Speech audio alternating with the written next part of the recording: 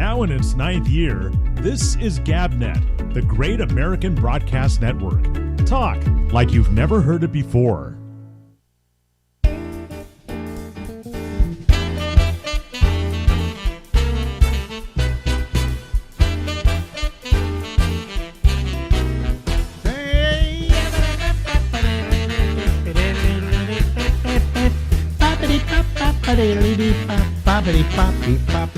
Hey everybody, this is Alex and this is the Ramble, and we go until midnight tonight.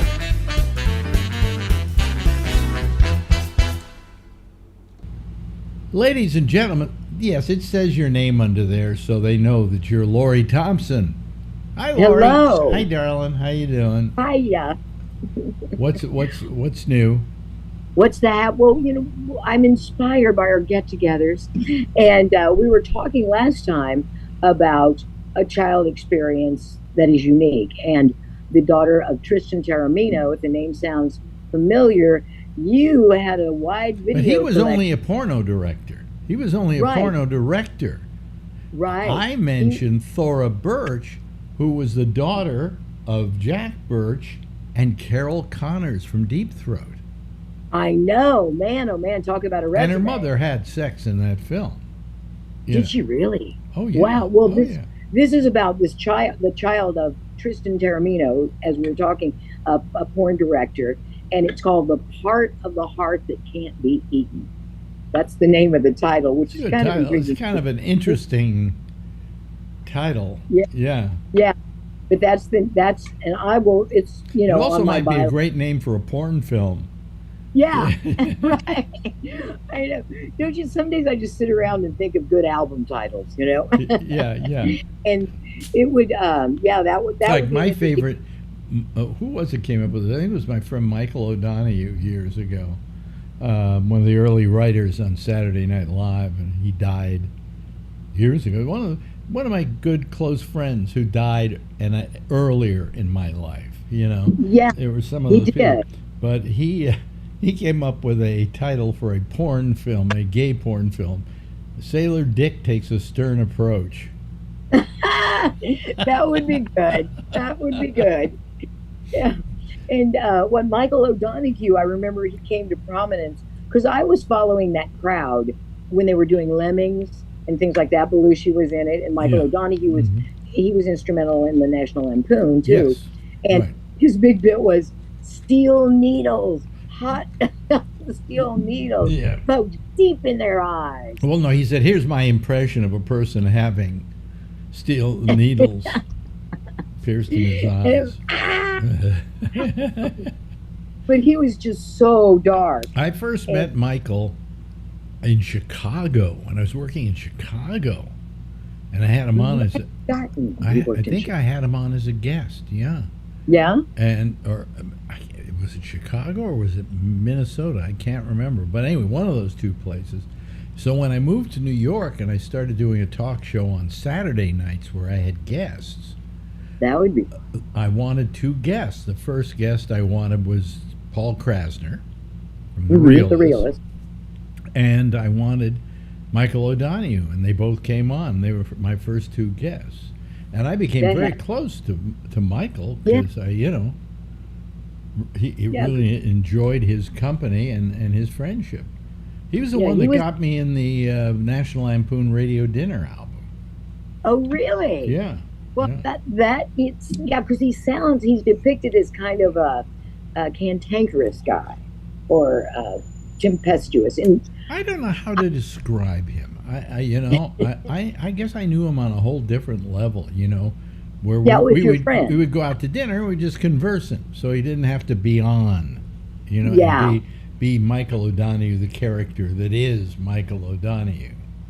Yeah, because he said something funny but dark about Doug Kenny, who was so instrumental in the Lampoon. Kenny was brilliant, absolutely brilliant, and somewhat troubled and very cocaine. I did a show with them, the National Lampoon, and they came on, and what it was is they were playing different characters, and Kenny was one of them. And the premise of it was let me see if I can remember this completely. Yeah, even their premises were far out. The premise was that there was a place where you could send your child to be reprogrammed because he was bad or doing stuff that was bad or whatever.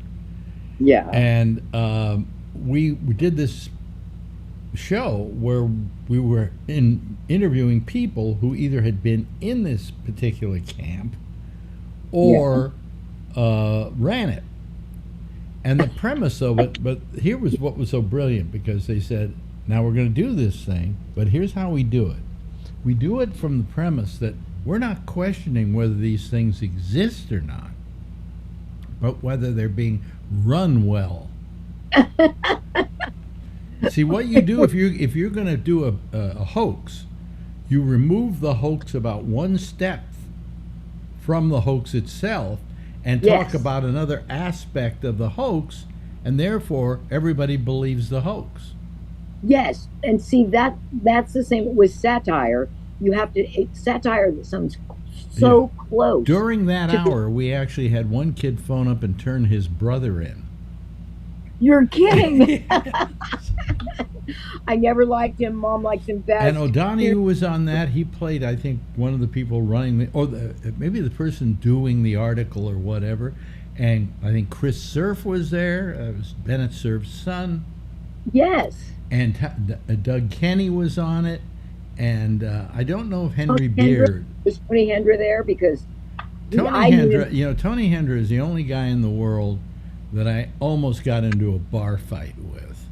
Oh, really? Well, and that's unusual because you don't hang out in bars, and that you are, taking a pugilistic Well, he had approach. something against me, and I didn't like him very much either.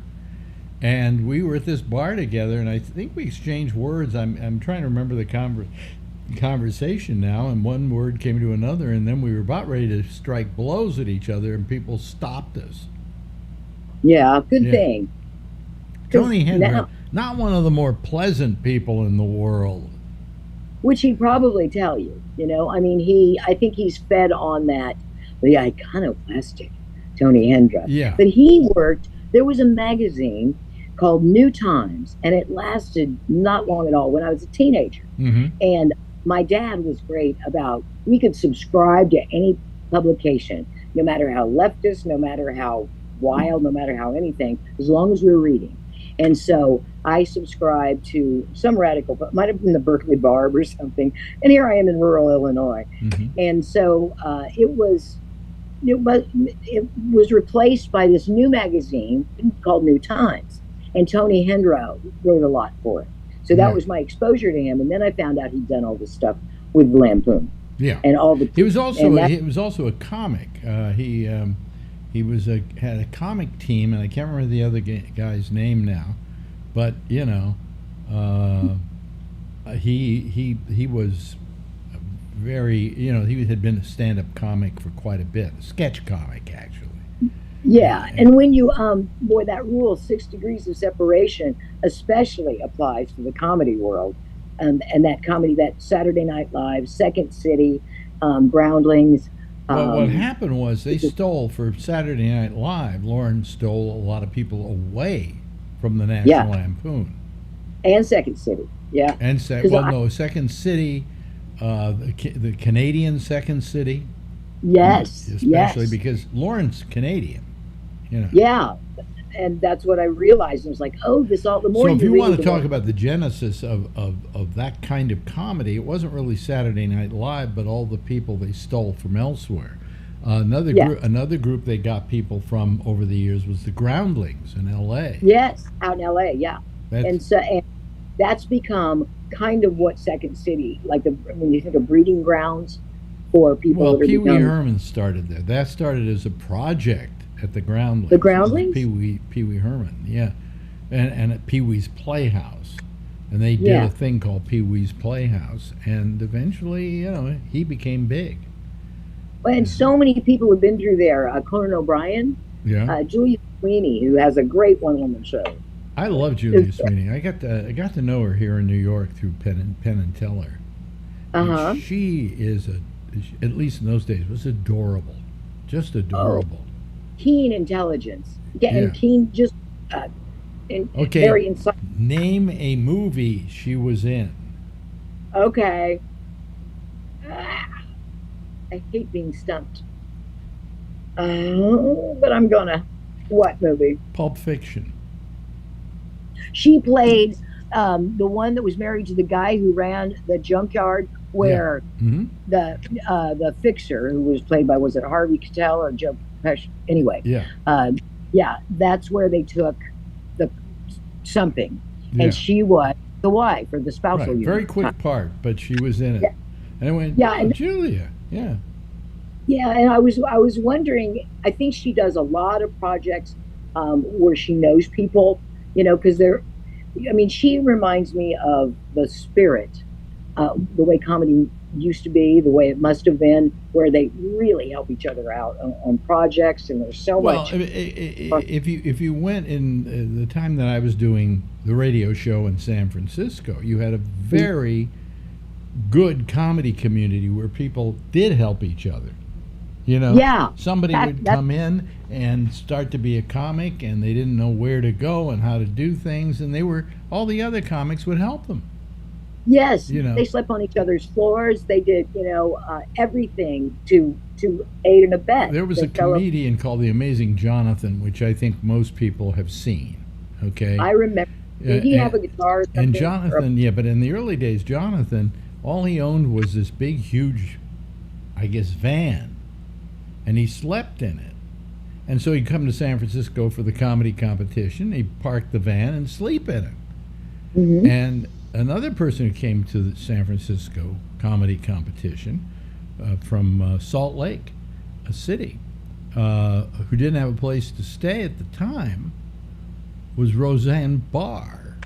Oh, yeah. And so he let her sleep in the van. It was like a free Airbnb. Yeah, right, exactly. And then another friend of mine who became friends with her, then introduced me to her, to Roseanne, and she put her up in her place during the comedy competition. And every morning, this was when we were at the Quake, Roseanne would come in and sit down where our audience was. And then after the show, we'd go out and take her out to breakfast so she'd have something to eat. It was that rough for her. And but I never thought of putting her on the air, because I looked at her and I went, how can this person be funny? I didn't want to take the chance. So, but I loved her dearly. She was a wonderful person, and I've always felt sorry for her because she didn't have any money and she was broke and blah, blah, blah, blah. Now it's like maybe a half a year to a year later, I'm watching The Tonight Show, and Johnny Carson goes, here's a brand new comic I think you're going to enjoy. Ladies and gentlemen, Roseanne Barr. And I went, what? Huh? And she went on and killed. Yeah, well, she was so fresh and original for her time. Working class. She didn't have any pretenses, or didn't seem to. And she spoke to a part of America that wasn't effete, that wasn't urban. That hadn't been spoken to before. Yes, exactly. And her great line, I think, that sums up her act was, when I come home at the end of the day and the kids are still alive, I feel my job's been done. Yeah. And how does that not speak to every mother in America, And it was a great act. It was just a great act. But the big mistake I made was I didn't put her on my show. I took her out to breakfast. I knew her. I helped her. I helped her along with this other woman. I'm trying to remember the other woman's name right now, who took her in. But what you may remember was when Roseanne appeared on our show at the Live 105. Yes. You remember that? Do you know why she came on the show? I can't remember the reason. I got a call from Roseanne's people, because once people become very popular like she had become, she had the TV show by now, and she was with Tom Arnold and all of that. You have conduits. And you figure that they'll forget you. Right. I get a call from her people, and they say, Roseanne is coming to San Francisco, and she wants to do your show. fun. Because she wants to thank you for the help you gave her when she was in San Francisco at the comedy competition. Then how sweet. And that's why she came on. Hollywood people seem to lose their memory very fast. Then we take this. So now take this 2 years later, and I get a hold of Roseanne's people. I say I'd like to do like a phoner with her or something, or either she maybe was doing a show in San Francisco or something. I'd like to have her on. And the woman says, "Okay, well, I'll check." And she comes back and she says, "Roseanne doesn't know who you are."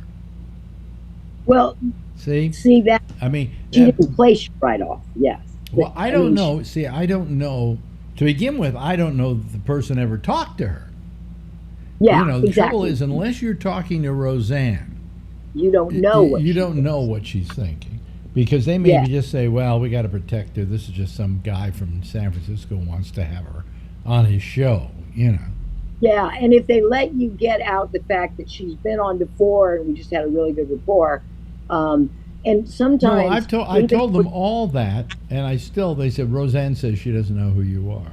Now, which led me to believe it wasn't her that said that. Yeah, you got to think, and someone else that's really that's show business, folks. What? Yeah. Oh, someone that was on, but they were on in kind of when they were just, I don't think they were even middling. They might have been middling. But Liz Winstead. And then when she went on to do The Daily Show, and then she really blossomed. And she was fun to have on. We used to have her on with a friend, Henriette Mentee. And they would just do this really fun kind of chicks unbarred thing. Lori is going to be, in the future, is going to be my memory, okay? Because I didn't remember Harriet Mentee till you mentioned her. Well, I would go home every day after the show and write the highlights. I would just write, like, we had fun today, here's why. And I have got notebooks a lot of notebooks from the 80s. It's a huge knapsack that I've overgrown. And because those were good times. And I wanted to remember them. Yeah. And details that your memory just I'll tell you who else was very nice to me. One day I get a call from Patton Oswalt. Oh, Patton. Yeah. Patton's memory hasn't faded. He's awesome to this day with old friends. Well, I wish I knew how to get a hold of him. Let me put it that way. That's a big problem. Once you lose their phone number or have it for like 5 years and you haven't gotten the new one, you're out of touch. Anyway, so Patton was doing a HBO special in San Francisco. And he said, "I'm here in San Francisco and I'm getting ready to do my HBO special. And I just wanted to call you to thank you because I wouldn't have this special without you." Wow, Ben, that's so heartwarming. Yeah. In a genuine way. So that's at that point, Patton became okay by me.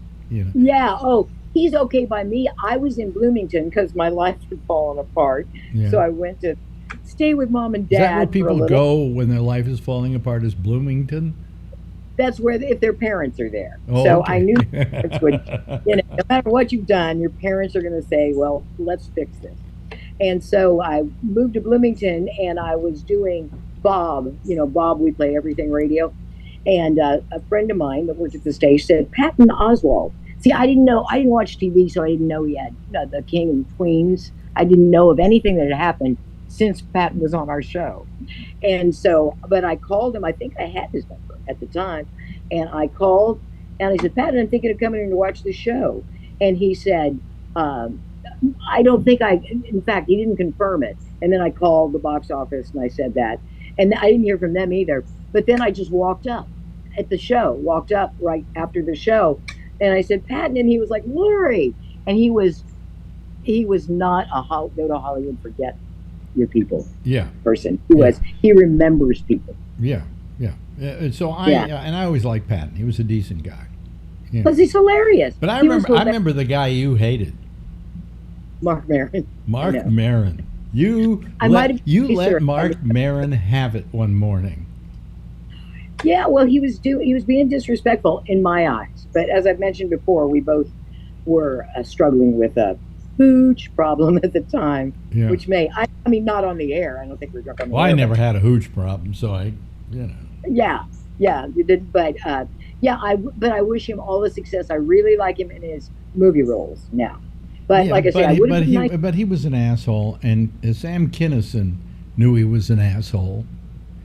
You know the story about Sam Kinison. He was there was this house above the Comedy Store, up the hill from the Comedy Store, and that was where they put up all the comics, and they had some other comics staying there on a rather permanent basis because they had nowhere to live, and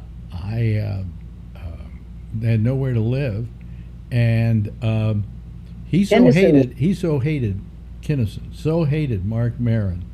He went, while he wasn't there, went to his bedroom and peed all over his bed.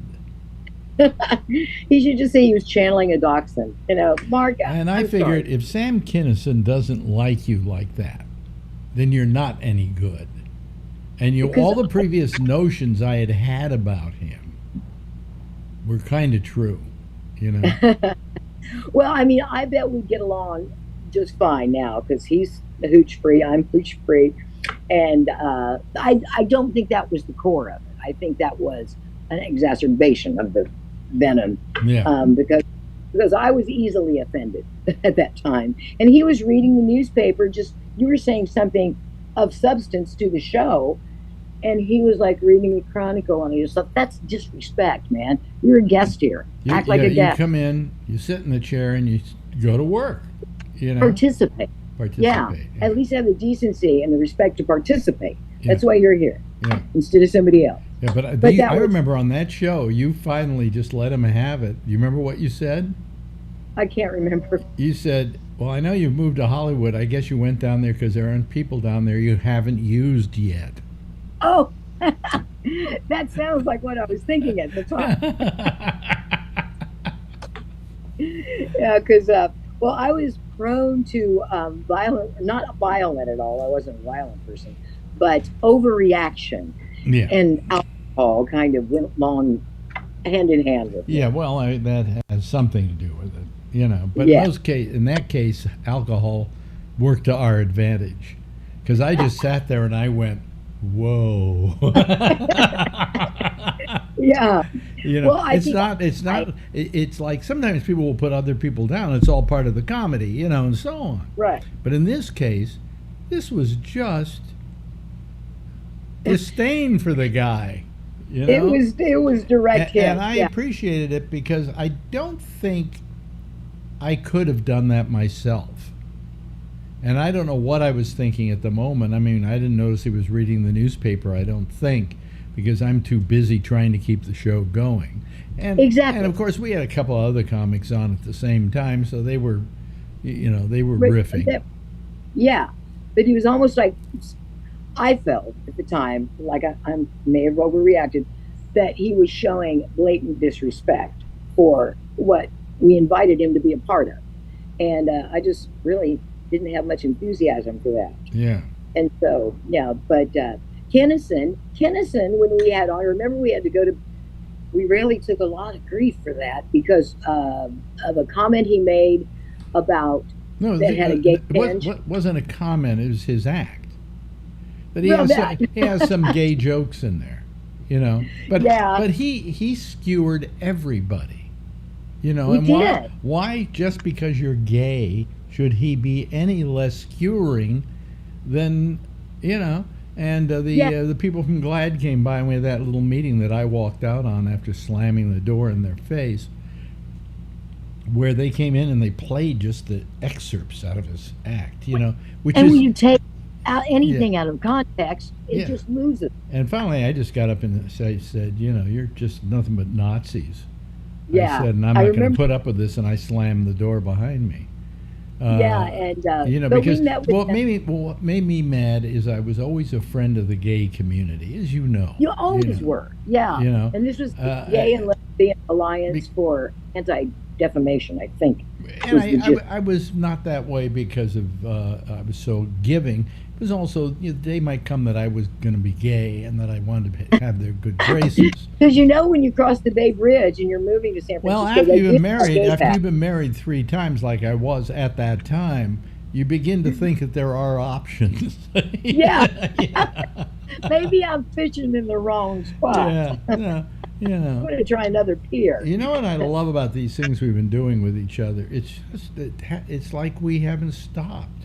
I know, that's what I love. It's like we picked up right where we left off, but I had a chance to get some perspective over the years too. Yeah. And we're like fine wine. And we started off this conversation this time by her saying, "Well, last time we were talking about Thora Birch, and we were going to continue with that conversation, and we never did."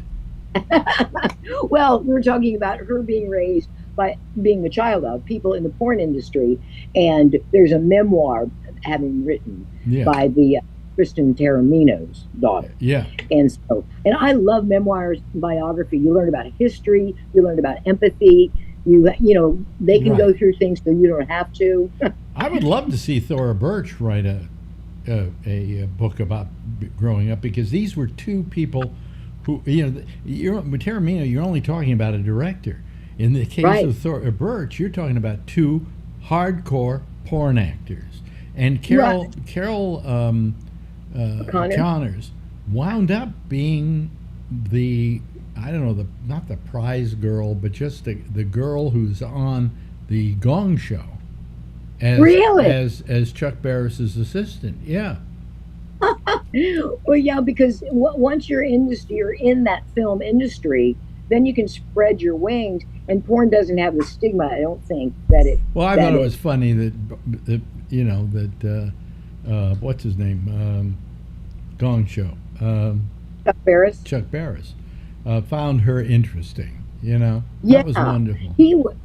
He's an interesting guy. I interviewed him a couple of years back before he died, and I thought the world of him, because we're going to go over here, folks, because she's more interesting than you are. Okay. But I am. He wrote a book called Confessions of a Dangerous Mind.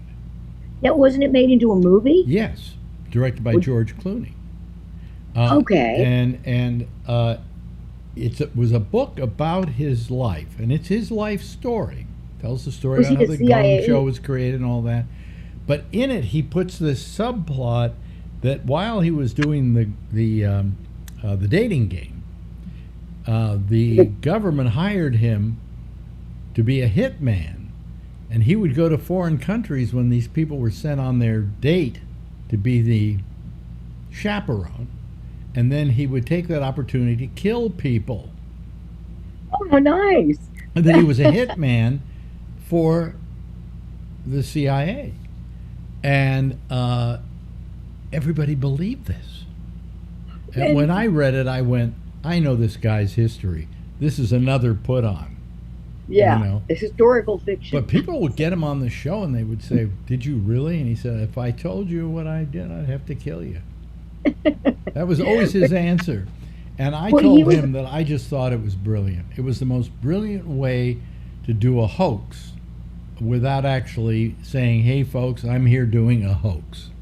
Right. It was, and plus it was a spoof of people who are always claiming to be members of the CIA. Yeah. I mean, but I thought he was brilliant. I thought Chuck Barris was one of the most brilliant people in television. He made these shows that he got away with. I mean, the dating game is an absolutely filthy show. What, the Gong Show, you mean? And the Gong Show? Or well, the dating game. He produced that, didn't he? Yeah, and they did the what was the thing where the married couples, what was it called? Now, we had the Newlywed Game. Newlywed Game. See, you're going to remember everything for me. The Newlywed Game, and then he did the Gong Show, and, these were all outrageous shows. Yeah, very, very edgy for their time. I mean, like, for instance, on the Newlywed Game, where's the oddest place you've ever had sex? And this woman, it actually happened. There's a video of it somewhere. She said, "In the butt." No, it must have happened because Bob Eubanks, who I think... said it did happen. Yeah. No, I thought he said it didn't happen. All I know is I think there's tape on it. Well, I've never seen tape on it. I just have. He was on our show, and I thought he said it didn't. I'm going to go look it up on YouTube. If it's anywhere, it's on YouTube. Oh, hey, yeah, listen, I love YouTube. We've run over time. We've done almost 30 minutes here, and I just, I love the hell out of you. And we hope we keep doing these things because they're so much fun for me. And I hope. Well, I look forward to them, and it's just, you're just such a good friend. Yeah. That's weathered over the years. It's too bad we're not doing radio together now, but this is the second best thing. Yes, and it's more prevalent now. It's almost as prevalent as terrestrial radio. Plus, there's more of you with me than was on a normal show because you were going into the newsroom to put a newscast together. Out the headlines. By the way, here's Lori with the weather. Yeah. Today in Florida, sunny, no precipitation until 5 p.m. Oh, really? Oh, okay. That's really the real weather. Today it's very nice here in New York. First cool day we've had. Anyway, I love you, dear, and let's see you in another week or so, okay? Okay, absolutely. Mwah. Yeah. Mwah. Now in its 9th year, this is GabNet, the Great American Broadcast Network. Talk like you've never heard it before.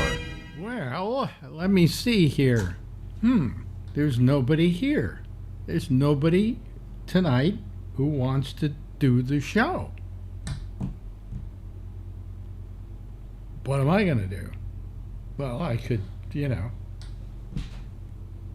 I'll wait a couple of minutes, see if anybody calls. But, geez, this is just utterly depressing. Oh, well, I don't care. I really don't care. We were off last night because I do business with a company called GoDaddy. Been using them for about 5 years, maybe longer than that. No, I think maybe 8 years. Yeah. Ever since we started doing the audio version of this show, I've been using GoDaddy. And all of a sudden I get a message from them like a week ago. And the message says, Dear Mr. Bennett, or Mr. Schwarzman, we are updating our, what they call their Plesk server, which will affect your FTP, and we will let you know about it. So then I get another one, and it says, we've done it, and here's your new address. So I try the new address, and it doesn't work. So I figure, what the hell? I keep going on, and yesterday I'm trying to set the show up, and all of a sudden nothing will work. I can't. I have programs that speak to the server and then put like on the on-demand stuff, all those shows up there, and then you can listen to them through that. And so I use an FTP server to move those files over to the computer, to their computer. You understand? Okay. And it's not working. So I call them up and I say it's not working, and then they say, well, let's check. Oh, you're offline, and you will be till tomorrow night at like 8 o'clock. Oh, boy. Why? You don't, if you're running a server, and you're running a service that supplies a server, it supplies a server programming, you hope and pray that they will be good and do it just fine with no problems. And no, they weren't capable of that. Let's face it, I rely on being able to move things over to there and post things over there and move it onto their server, like the audio or the video, this video file. Later tonight, I will send over to GoDaddy. When I can't do that, then I got nothing. Now, I could have still done a show last night. You could have still seen it on YouTube, which is pretty damn reliable. And I could have, one way or another, moved things around and made them work without using their FTP server, but it was just too much trouble. And I had too many things bothering me yesterday that I didn't need this one as well. And so I just I killed it. I didn't do the show last night. So tonight I am doing the show and nobody's calling. And it just doesn't make sense to me. So anyway, I'm very sorry, folks, that I was off last night. But, it was all because of GoDaddy. And then today I look at and it says, you're going to be off for a while. Your site just isn't working. Your what do you call it? Your program, it just isn't working for you, And I said to them, well, I talked to them and I said, I just don't believe this. I rely on you people, and you shouldn't go down like this. You should be able to, if you want to go down for an hour or two, fine, I understand that, and I'll live with it. But to go down for almost, 36 hours, it's just ridiculous, And then I think, I'm going to get rid of GoDaddy. Screw them. I'll go to somebody else. And then I go, well, then I got to move my entire site over to somebody else. And, it's too much trouble to get out of that. So I don't know. I give up, all these things, all these little pieces of crap happening. But anyway, so that was the problem I was having with, and then finally they say, okay, everything's working now, and I still can't get it to work. And so now I have to call them up, and they put me through a whole bunch of stuff, and they said, oh, you better change your password. So once I changed my password, everything worked. But it was too much trouble. Just do whatever you got to do. Tell me the new number I've got to use, and then that's it, Instead, it was a pain in the ass. Just an absolute pain in the ass. We have one person, one little human being here that wants to talk to me. So we'll put him on, and let's see here. It's Alan. Hello, Alan. Yeah, I've been listening to you talk for about 10 minutes, but I don't know. I didn't know if you had a GoDaddy problem still or not. But why would I? I would have put it up, wouldn't I? I would say I still had it. Yeah. I'm the only one that's calling tonight. You're the only one that's calling. Yeah. That's sad. Well, that makes me say, why should I have gone on tonight? If not to just play off Lori's video. Yeah. Which, I don't know. Of course, I like doing, So. Right. She's good to listen to. So. Anyway, so, but I mean, GoDaddy was just driving me crazy. Just driving me nuts. I shouldn't have to go through all of that, And I'm an old man. I can't take this kind of stuff. Hello, Don Giller. Hello. How are you? Don, are you there? Can you hear me? Don? There, Don. Don, can you hear me? Yeah. Is there an echo? I shouldn't have to go through all of that. I think it's coming from your. Yeah. Let me shut it off. I can't take this guy. Hello, Don Giller. Hang on. How are you? Sorry. Well, turn the browser off. Yeah, I'm trying to find it. Hang on. Continue without me. I'll get this straight. Oh, okay. Well, it's hard to continue without you because we keep hearing the playback of the show in back of us. Just if you have your browser up, just get rid of your browser. Shut it off. I can't take this guy. Get rid of your browser. Hang on. How are you? Sorry. We're Turn the browser off. Yeah, I'm trying to find it. Hang on. Continue without me. Okay. Well, it's hard to continue without you because we keep hearing. Well, the numbers should get really good now because we're having technical problems. Just if you have your browser. I can't find it. Your browser. Look, what are you using? Are you using a PC? Are you using a PC, Don? No. No, using a Mac? Huh? Oh boy. Wow, jeez. He's usually pretty good, Yeah. He knows Yeah. technology. He's pretty good at it. Oh well. So anyway. He'll be back, I'm sure. Yeah. So anyway, that was my problem with GoDaddy, and you just like to think that, okay, if they have to go down, they'll go down for 2 hours in the middle of the night and do what they have to do, right? Right. But to say we're going down, we're taking you completely offline for 24 hours. Don't they think that some of their customers have stuff to post onto their server? So. Yeah. Ray Renati just sent me a message, and I'm going to say Alex needs people. No, I don't. Because if this doesn't work, if a lot of more people don't call, I'll just. He said he was trying, so. Here comes Don again. Let's see now. Let's see how Don's doing now. Don? I hope we're okay. Are we okay? Yeah. No Okay. echo. Did you find out where your browser was? It was in a separate tab that I couldn't find. In a separate tab? Yeah. No, I mean all is well. I'm just being an I don't idiot. know. I can't think straight either. And I need to turn this off as well. Yeah. But Okay.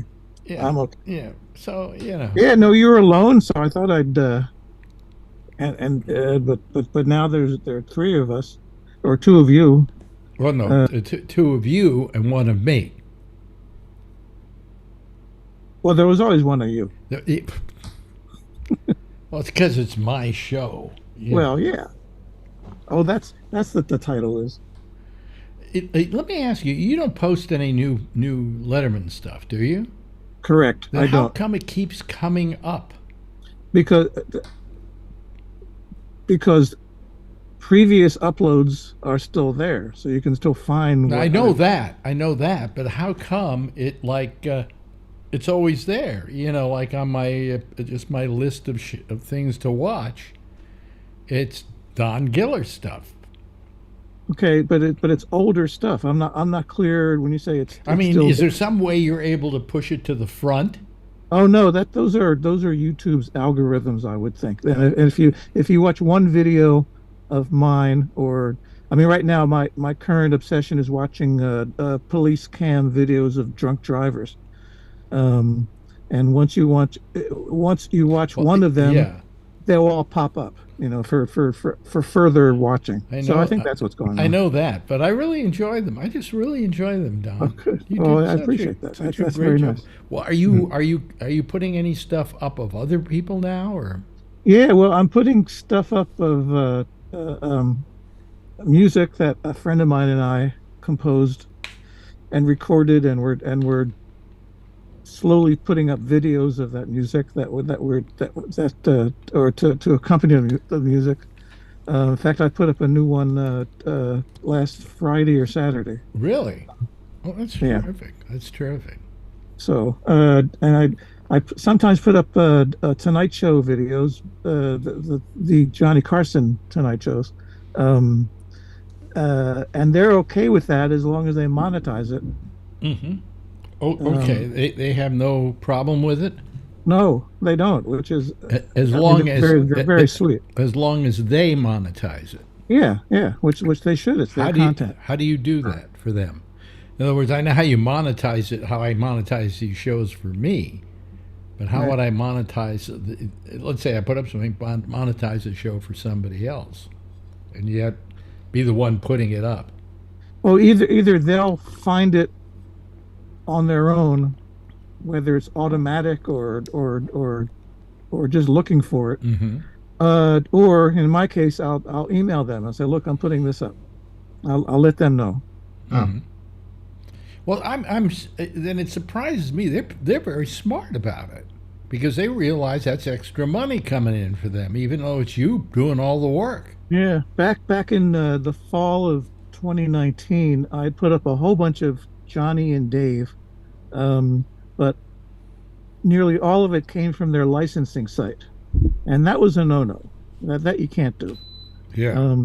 And they took it down, Mm-hmm. and I emailed them, and I lost the channel because of it, because I had too many strikes, and appealed to their good nature, and they said, okay, we'll rescind the strikes as long as you take the stuff down. I said, well, that's all I'm asking.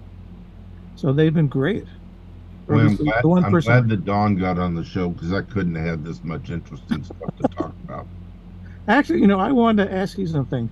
You were a cop, or are you still a Yeah, cop? I was. And I was just going to say to you, you ought to see through the windshield what drunk drivers look like. So, yeah, I'm just going to say that. But yeah, I was. Go ahead. But Ask. in what capacity? What position? What were you doing? Usually Well, I on was usually a on his patrol knee- officer, usually and I on. worked narcotics. I was I'm going to sorry, say no. usually on his knees. Right, on my knees, that's right. So, somebody had to do the female searches.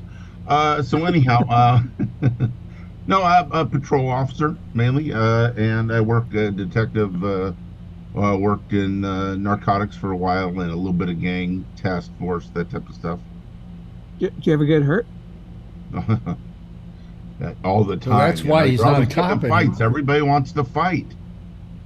And they call it verbal judo now, where you talk your way out of a fight. But I would do that, not knowing it was verbal judo, and just would, and I talked my way out of a lot of fights, because although I was big and strong in those days, now I'm just fat and old. But I don't, I don't like fighting, so I never provoke fights. I know a lot of cops that like to fight and they provoke them and stuff like that unnecessarily. Mm-hmm. Well, also, you're no longer a policeman because you got hurt, right? Right. Yeah. So I was doing a narcotics sting thing, and we were selling heroin, I think, at that time, to street thugs in the area that I work in. And Where was this? in the Bay Area, Mhm. in Fremont. And so, somebody that I sold some drugs to said, you shorted me last time and spit on me. I mean, the ugly thugs that were around me were also cops, and one of the guys, neighboring city, had a canine officer in case the guy ran. Well, this guy spit on me, and then I identified myself, and he went running, and we went jumping over some people's fences, and I went over one fence, and he had cleared a layer of pallets in the backyard that I didn't clear, and I blew out my knee. He was laughing on the other side. I had a gun pointed at him. He knew who I was, but he knew I wasn't going to shoot him. But the dog didn't know that his testicles didn't taste so good. So the dog came in. The guy opened the gate, and the dog came running in, grabbed him by the groin, and I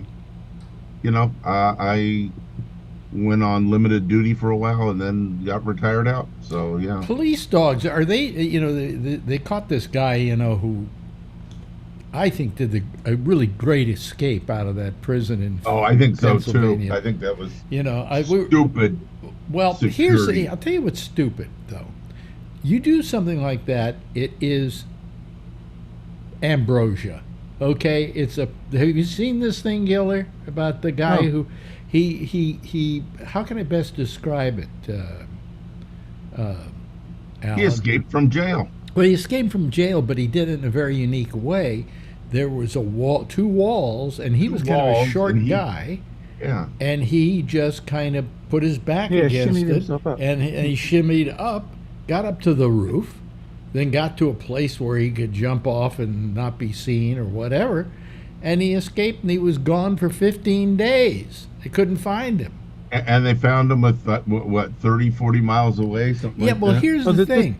This is the Philadelphia thing, right? Yeah.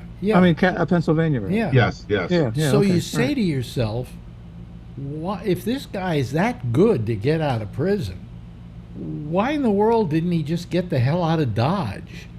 The first thing he was Mexican. They were thinking he would go to Mexico. Anywhere. Because he wasn't a smart criminal? Well, apparently they're all dumb, because this has just happened recently again, but not with somebody shimmying. This time, the cops let guy go, and he was a murderer. Oh, yeah, right, yeah, right. Yeah, they let him go. They bye. Yeah. See you later. Come on. Nice having you here. You know. And so the thing with me is, I mean, I started my career with the sheriff's department, and even then, in 1980, in the jail system, if we had a play yard for them to play in, the inmates to exercise or whatever, they had cyclone fencing that went 12 feet up in the yard with inside the jail, and then they had cyclone fencing over the top, so they couldn't just climb up it and go over it. If you look at this guy in the video that they call crab walking, I've never heard of that before, that climbed up the wall and was gone, there was nothing to stop him up above the wall. They probably They probably think he could be Spider-Man. I don't know. Well, maybe we've discovered that cops are stupider than the criminals. Yeah, maybe. I mean, really, I'm serious about it. Criminals can be pretty smart the way they escape from jail. But I mean, they were sitting around talking about this guy and going, "Well, we'll catch him eventually." You know, now it's getting to be 15 days, and you're beginning to think, are they ever going to find him? Well, if I lived out there, I felt sorry for him. I would have invited him in for dinner or something. They probably went and graduated the police academy by the time they found him. You know. I mean, if he wanted to, how would he have gotten to Mexico? What resources did he have? Well, I mean, anywhere. Just look, hitchhike. I don't know. You know, you if you're going to do that, if you're going to escape, then you should have a plan on how you're going to get as far away as possible before they even notice you're gone. You know, that you break into a house that's unoccupied, you change your clothes, you shower, you shave. He had a beard, you shave your beard off, which he eventually did. And you put different clothes on, and you look nice, and then you hitchhike to Mexico. Yeah. I guess that's how I would have done it. It seems simple. Well, anyway, so this latest guy, they just they let him go. It was they just released him, and he was in there for murder. Yeah. Oh yeah. Well, so was the other guy in Pennsylvania, but the guy that they released for murder, in booking, the lady screwed up on 2 of the charges and released him, but they had a hold on him in another state, and she called them and she said, yeah, the hold's gone. The other lady, so 2 ladies in 2 different states signed off on it, and he walked. Wow. And he wasn't smart enough to say, oh, wait a minute, I think this is a mistake. Well, I don't think he would have done. I'm being sarcastic. So yeah. But what got you into the field? Was your dad a cop? No, a personal friend of the family was a Richmond, California cop, and appealed to you. It appealed to me, and I didn't apply there because it was like it's almost an hour drive in each direction. There's a lot of traffic, so I applied in the city that I live in, and I applied for the sheriff's department. The city I lived in at the time wasn't hiring, but they were taking applications, and the sheriff's department was hiring like crazy, and so I went through the police academy or the sheriff's academy, whatever you want to call it. It's all the same thing. And became a deputy sheriff, worked in the jail, worked transportation, did some patrol in about a year and a half, and then the city that I applied in originally said, we're now hiring again, come finish your testing. And as it worked out, I ended up leaving the sheriff's department thinking I had a job, and it was kind of on hold, so I ended up being a reserve officer for that city for a few months, and then they hired me. So, they actually got to see that I was qualified to do the job, and they hired me. And well, at least you don't let prisoners go. But as a reserve officer, you were not paid? Not paid. It's a voluntary position. Phil Meyer was Alex called him a rent-a-cop and sent him steam out of his ears, but he was a reserve officer for Richmond Police for 21 years. Did he hate that when I called him a rent-a-cop? Oh God, he hated it so bad. And then I brought it up again a week later. I said, yeah, unlike Phil, he was on the show, a reserve officer. He said, why didn't you stand up for me and tell everybody that you were a reserve too? I said, because these people don't care about the police. You know, I mean, why defend you on something that it's just going to turn into an argument? Alex is entitled to his opinion. His opinion, you are renting. Well, I mean, I like to kid people. Right. You know, all I was doing was kidding. And so does he. You know, and so he took offense to it. I don't know why he took offense to it. You know, he should have just said, yeah, you know, my rent was free. You know, he never got paid for it. But yeah. While you were a reserve officer, how did you support yourself? I had savings. Mm. Yeah. And the Don Giller Foundation paid me some money too. I do what I can, but I keep it quiet. And I wish. Okay, well, I'm sorry. People here. Let's take that out of the video. Yeah, please do. He has a podcast on YouTube, and he makes about $100 every 2 months. You know. Oh, okay. Well, here's what amazes me about Giller and about you, Don. I'm leaving. Huh? I'm leaving. You're leaving? Yeah. No. What's amazing about you is that you really did an amazing amount of work. I mean, I don't know how many hours you put up, but I can only imagine, right? Which you had to edit and dub off and do things like that, right? As you should know by now, I'm really uncomfortable hearing stuff like that. Well, all I'm saying is you went to all that trouble and you didn't take a penny for it. You know, I don't know you well, Don, but I'm assuming you're talking about porn. No. That's why I didn't like talking about it. I'm teasing, Don. But I mean, the fact that you did that. Here's what I liked about doing that stuff. Yeah. No one else was. Mm-hmm. It's as simple as that. When did you start doing it? I guess a few months after the show ended, late show ended, which is in May of 15. Oh, really? Okay. I started putting up, I think, individual stuff that fall, and I think starting in maybe 2016, I started putting up compilations. And what I enjoyed was the fact I'm thinking no one else is doing this. You know, right now I'm watching stuff that no one else is watching. I kind of like that. I like that aspect of it. Well, also your compilations were extraordinary, and to me they took a lot of work because you had to know where. Like when you did say you do a compilation of everything that Woody Harrelson ever did, or something like that. I haven't, but that's okay. No, but I'm just using that as an example. Yeah, I mean Charles Grodin or whatever. Yeah. And that you then knew where all those shows were in your files. But that's why I like doing it, because I had the resource to do it that in my thinking no one else did. So why not use those resources to do something that no one else is doing? No, so you're pioneering something. Well, he's also privately very wealthy, I might add. You know, online you can Google a celebrity's net worth.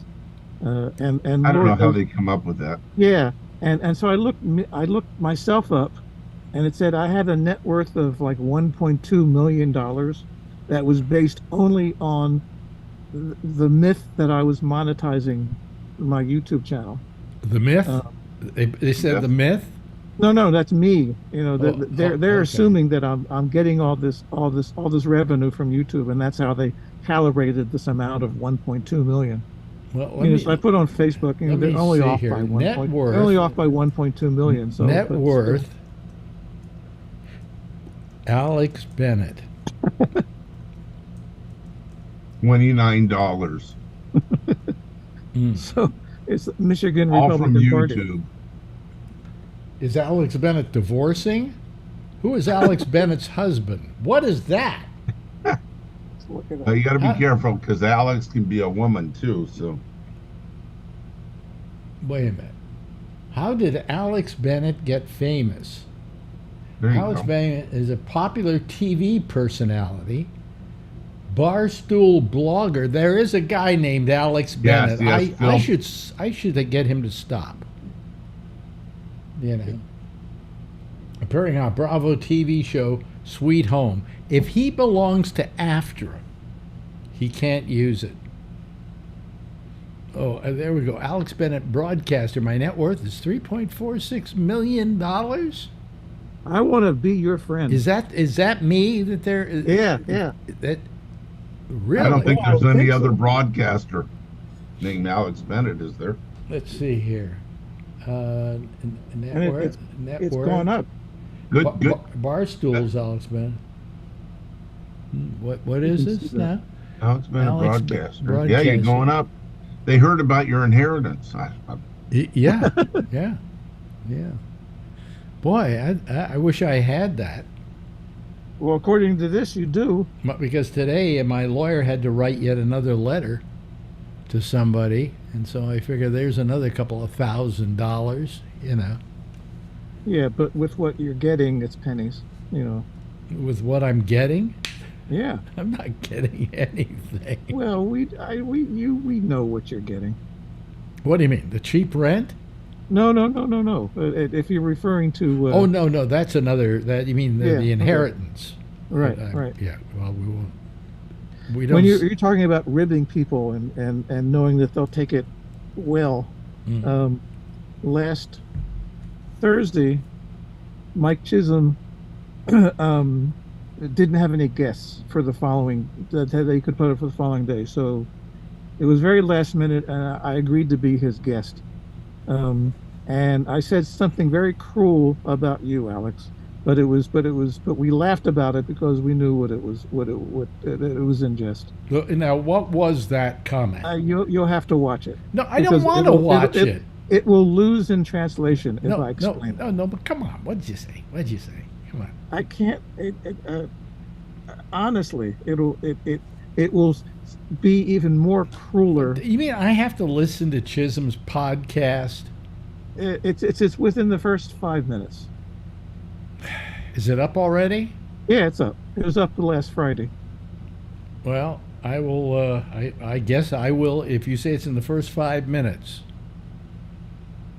All right, wait. Here's what I'll do. Let me grab it and I'll put it up.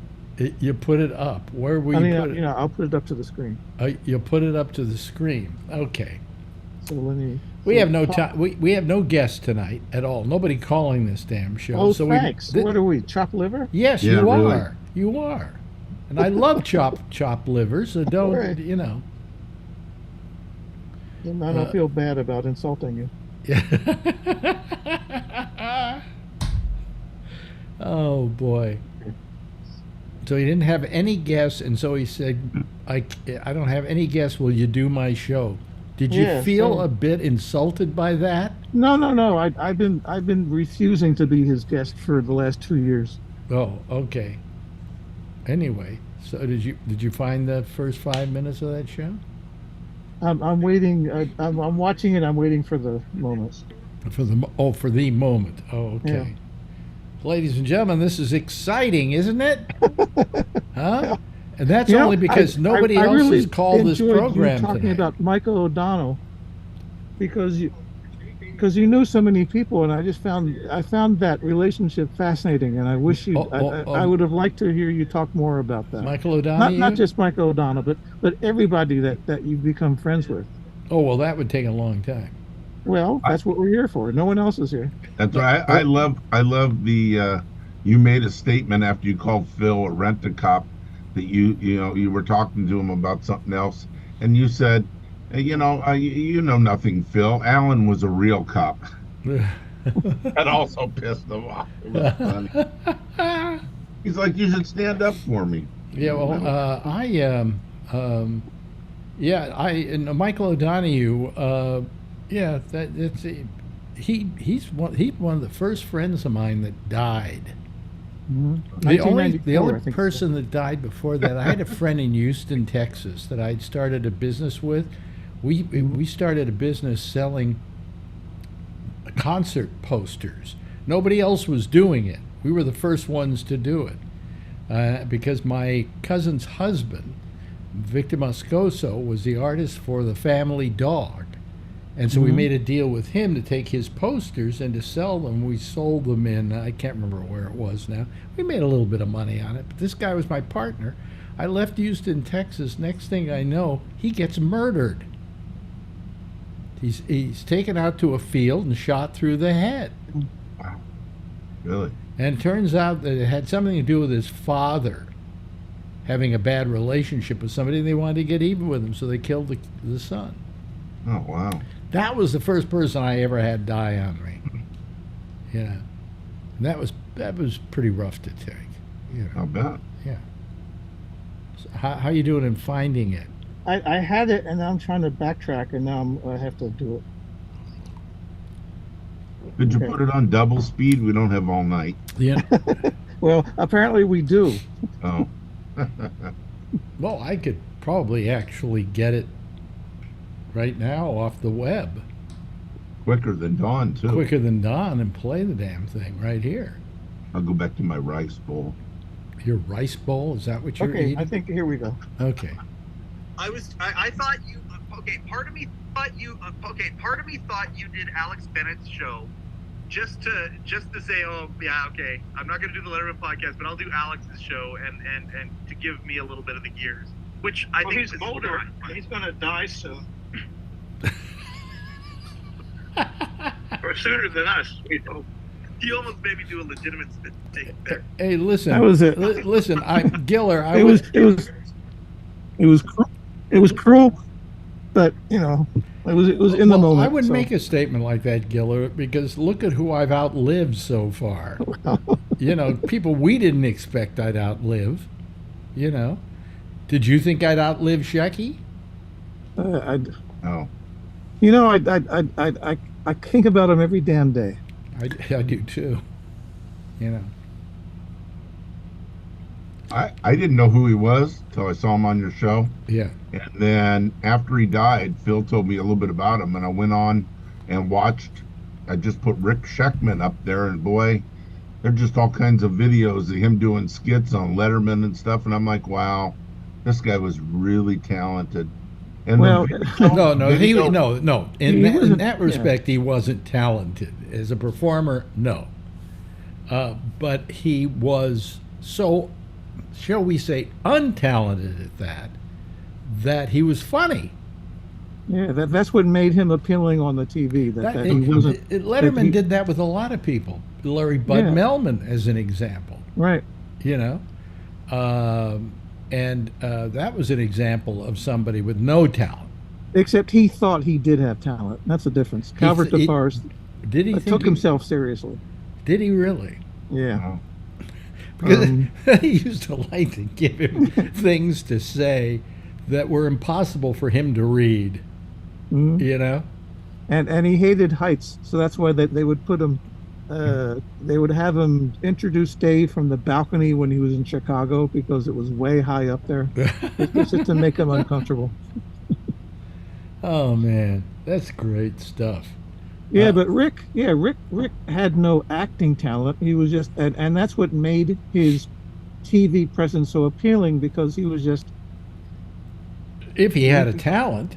And I think it definitely was a talent. On Letterman. He was in a way, he was kind of like you are, Giller. He was a resource. This was a guy you could go to, and anytime you wanted to find out something about movies, up until about 1960, because then he faded out on you, he could tell you anything. I'd call him all the time and say, I just saw this movie on Turner Classic Movies, and there's this actor named blah blah blah, and it was like some just unknown actor, okay? And he'd say, oh yes, that was so and so, and he was in such and such, and blah blah blah blah blah. And he gave me an appreciation of movies like I've never had. Have you had a chance to look further through his hard drives? The films I've gone through his hard drives. There's a lot there.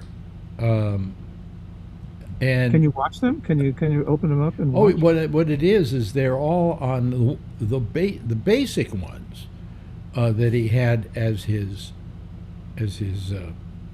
what do you call it, his archive, or all on what do you call it, hard drives, portable hard drives, or external hard drives. Yeah, right. So I can hook them up to any of my computers and just run them. What's on this one? I plug it in, boom, look and see. I also bought a thing so that he had some old hard drives that go in the computer. Internal drive. Yeah, internals, and those you can't just plug in. But I got a little thing where I just hook it into this thing and it plays them, and I can get on those. So, I have a device that turns an internal drive into an external drive, and then you plug it in as if it's an external. This drive. is just a little clip thing that you put on the top of the thing, and then you put it. Yeah, if you ever want to come over, we can go through the drives together. You can see what he's got there. Well, that Monday when I was going to drop by, you gave me the wrong address, and I went there, and Mandy was there, so we had a nice time. What? You didn't. You're lying. Have you cracked the password yet? No, I said to hell with it. I don't need the password because I've got I took the drive out of his computer and hooked it in like we just were describing, and I could see everything that was on the drive. So there's only one internal drive? He only had one internal drive. Okay. Right? Does that drive... That drive didn't have anything on it of great note. But it did. I'm hoping that it had included his databases. I don't think it did. Okay. But I don't know for sure. I could plug it back in and look and see. They would probably be Excel files, I would think. Excel files? Do you have the Excel program application? Yeah. Okay. So yeah. All right, I'll drop by and have Marjorie distract you, and I'll grab what I can. Okay. Yeah. Right. Okay. There's no way Marjorie can distract me anymore. I'll invite Mandy back. I'm impervious to her charms, as it were. Yeah. The perfect marriage. The trouble is if you invite Mandy back, you'll never get Alex out of the room. Yeah.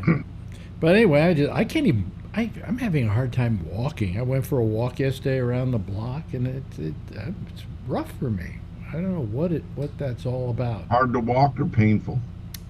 No, not hard to walk. Just weak. My legs are weak. You get tired. Yeah. Fatigue. So I've got to do more walking. But I used to go 2-3 miles on a walk. And lately I can't even go. I can maybe go a mile. Well, that's pretty good. That's not bad. You take your cane with you? Yes, I do. And you like know 18 what? blocks. 18 New York City blocks, anyway. Well, you know why I do? Yeah. I'm sorry? I said... Daddy's you. Do you know why I do? No, why? Because I'm afraid of falling. Yeah. So I don't need the cane to walk, but I need it there for assurance that I'm not going to fall. Mm-hmm. So, what are my lips so red for? See that? Yeah. What is that? Yeah. Something you've been drinking? Nope. It's the lipstick that you promised not to put on anymore? I don't get it. I don't know. Screw it. The inside of the mug's red. Exactly. Right. Well, but the mug that doesn't come off of the mug.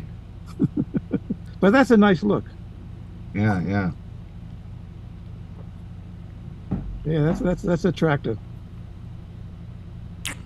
Are you, Gil? Are you in New York? Yeah, I'm actually very close to Alex. Yeah, so close he could almost come see me. Yeah, but that would the ankle bracelet kind of prevents me from going anywhere. Yeah, and he, you're still. Oh, guess what? Here's okay, so I'm really pissed off about GoDaddy, right? Okay, that's enough in and of itself. The other day, I'm supposed to go this Friday up to Rite Aid to go get a new COVID shot, right? It turns out, or maybe this was this last week where I was supposed to go? But anyway, we got a thing saying we've had to cancel your appointment due to a lack of ability of COVID vaccination stuff. They don't have the supplies. We don't have the supplies. And it turns out they're supplying the whole country. You know where they're not supplying very well? A little place called Harlem. Mm-hmm. And so I got both the COVID vaccine, the new one, and the flu shot today. Really? Kaiser doesn't have the. But you don't live in Harlem, do you? No, this was on Broadway and 111th Street. Oh, I'll be right over. You know. And if you can, I mean, they had ample supply. I was talking to the pharmacist who administered the shots, and I said, a lot of people are making appointments, unlike previous vaccine boosters, anyway. And I said, "Are you afraid you're going to run out?" And he said, "We'll probably run out in a day or two, but we'll just have another supply." But had I known this about Harlem, I would have raised my voice. Yeah. So they then now they have rescheduled me, and they decided when. Okay, rather than say, "Hey, here are some choices of days and whatever." And so I got to get up at like 9:30 in the morning to go get a shot. At the same Rite Aid. At the same Rite Aid, yeah. How far is it from you? It's walking distance for me, a block. Mm-hmm. You know. I hope you make it. I hope I make it too. Thank God for the cane. Anyway, no, but I don't. The frustration. I had an appointment for 3 p.m. I didn't get the shot until 4:20. Why? I had to wait an hour and 20 minutes. Why? Why? Because they're so backed up. The pharmacist, she was doing two jobs. She was doing pharmacy stuff and giving shots to people, and things just got backed up. Wow. But I got it, and actually about 2 hours ago I was feeling really fatigued. But I'm okay now. I woke up and then realized that no one was on your show, so I figured let's feel sorry for Alex. Well, thank you for feeling sorry for me. I really appreciate it. I like it when people find me pathetic. Well, I didn't say pathetic. I just felt sorry. Oh, okay. They're different things. Well, I find you pathetic. How's that? Well, there's pitiful, but not pathetic. Alex Bennett's husband, meet Graham Bennett. What is all this? Where does Alex Bennett live? Oh, there's a picture of me. Okay. It says currently resides in Harlem district of New York City. Bennett was told in late June that his last show on Sirius XM would be Friday, June 28th, 2013. Do you realize it's been 10 years? Wow. Since they let me go over at Sirius XM. This is good. Who is Alex Bennett's husband? Yeah. Yeah. There's much we don't know about. You know what happened? This guy Alex Bennett came along, and he was doing this podcast called, I don't know, it had something to do. Yeah. With but it says, is Alex Bennett divorcing? Who's Alex Bennett's husband? Well, there he is. Oh, he's a trans. Oh, I'm glad the other Alex Bennett is a trans. I got to find out if he's listed with SAG-AFTRA, because if he is, he can't use my name. and he's probably collecting your royalties. Well, I was watching it might have been one of yours, a Tom Snyder Tomorrow show, with a guy named, who was his announcer on his show, whose name was Donald Rickles. Mm-hmm. Was that one of yours? I don't think so. Oh, okay. But Donald Rickles. And he said the reason he uses Donald Rickles is Don Rickles came into the business after he was in it as Don Rickles. And he got very popular. He got somewhat popular, but he asked him if he could use his other name so he could keep Don Rickles, and he did it for him. So he started using Donald Rickles. What? I worked at BMI for around 7 hellish weeks in early BMI 85. is Business Music Incorporated. Right. Yeah. And I was in the data administration department, which was and my job was to look through archives of payments to people and straighten out errors because the wrong people were making money off of the legitimate artists. And there was a person making tons of money. His name was Davis Miles. So was it Davis, Miles? So yeah, I could see something like that happening with you. Yeah, yeah. Wow, son of a bitch. Well, anyway, but I supposedly see if you have a name like I have Alex Bennett, and I'm a member of SAG-AFTRA, no one else can use that name. Mm-hmm. Unless they want to pay me to get rid of mine, in which case I'm more than happy to go back to Bennett Schwarzman, Well, change to Alexandra. I would like to see my, I'd have to redo all my artwork here to have Bennett Schwarzman fit on the frame. But I didn't use Bennett Schwarzman because I thought that was a very unwieldy name when I first got into radio, all right? Then along comes Arnold Schwarzenegger, and the guy's a big hit, okay? And I'm saying to myself, why did I ever change it from Bennett Schwarzman? So he had an accent. He was Austrian. He overcame every liability you could possibly have and still became a star. And a governor. But I'll tell you, nobody else in SAG-AFTRA can have the name Arnold Schwarzenegger. He was, I think, his first appearance on Letterman. Dave asked what his last name meant in English. I think it was Black Plowman. Yeah, I watched that the other day, Black Plowman, and Dave said, "Gee, Maria Shriver. Maria Shriver is probably going to love introducing you to her husband, to her family, as Arnold Plowman." Yeah. What's that? Yeah. What else? Mike interviewed someone who you're a big fan of, Dick Cavett. Well, I've interviewed. No, he asked me if there was any advice I had to him. Oh, right. About interviewing Dick Cavett, and I said my advice to you is don't. It went off well because I sat through it and I piped in towards the end. To me, he was very entertaining, and he was far more alert than I had suspected him being because he's 86 now. Yeah. And he enjoyed it, which made it watchable. Yeah. So that'll be up tomorrow, and you'll be quizzed. You have to watch that too. Do I have to watch that? No. Yeah, you have to. No, I can. Look, he doesn't. I don't have to watch it. I can tell you. No, you do. I can tell you everything that Dick had to talk about. It's Groucho Marx. How much did he mention Groucho Marx? I lost count. Yeah, you see, yeah. It was like when I interviewed Mickey Rooney years ago, and I really didn't want to have him on the show because a couple of nights before that, he had been on the Joan Rivers TV show, the one that went opposite Carson. Mm-hmm. And it was the only time I ever felt sorry for Joan Rivers. Yeah, because I mean, he hijacks the show, right?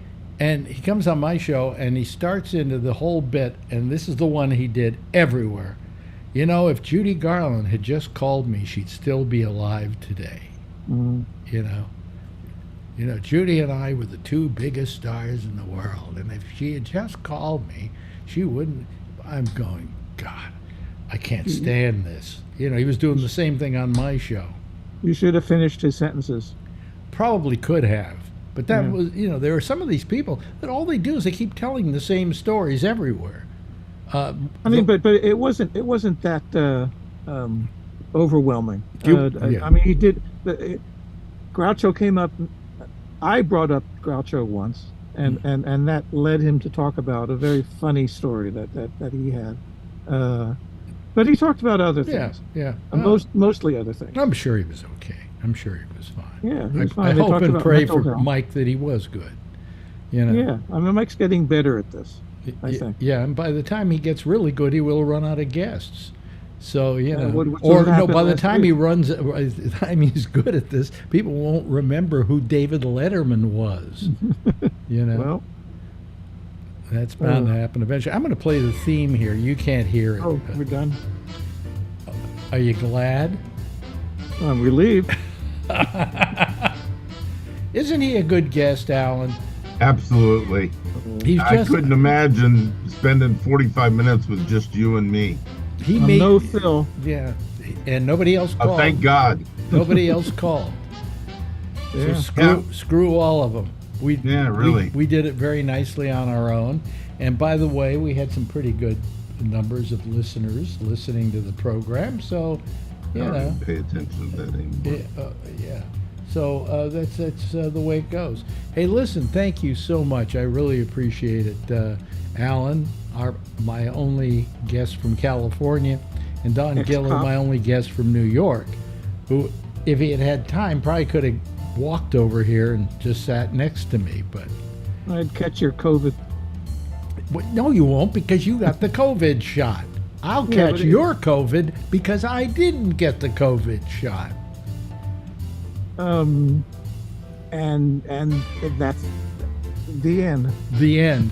Anyway, thank you so much, Alan, and thank you so much, Don Giller. I appreciate it. Wonderful, wonderful. Everybody, give a big wave goodbye, and I'll give a big wave goodbye at you, okay? And then I go to camera one. Here we are. Thank you. And that's it for our show tonight. Thank you to all the people who didn't call, because we would have had a worse show than we had tonight with you. I don't know what happened here tonight, but this was fine. This was terrific. I'll see you all again tomorrow night, same time, same station in life. Jack Bishop is next with The Intersection, the Gabnet Live on Skype.